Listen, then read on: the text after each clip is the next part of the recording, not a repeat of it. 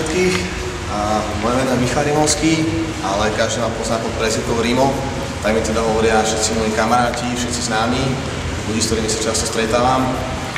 Som človek, ktorý pracuje v oblasti investícií. V rámci teda toho mám rád taký freestyleový život, to znamená, že ja si svoje pravidlá určujem sám, som sám sebe pán a nemám rád, keď mi niekto dáva nejaké limity. Ja chcem sa stále posúvať viac a viac dopredu.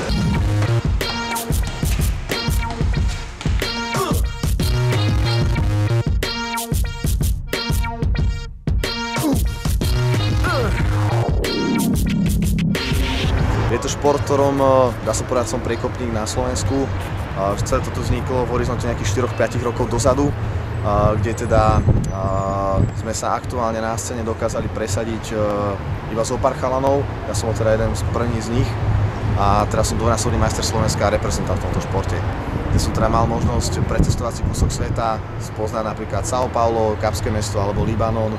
A všetko sa to snažím tieto skúsenosti zakomponovať aj v rámci biznisu, v ktorom sa pohybujem, keďže si myslím, že je veľmi dôležité poznať svet a v rámci toho možno priniesem na Slovensko niečo nové. Pokiaľ sa vám tieto myšlienky, ktoré som pred chvíľočkou povedal, páčia, samozrejme budem rád, keď ich podporíte a potom to všetci spolu oslavíme na poriadnej party.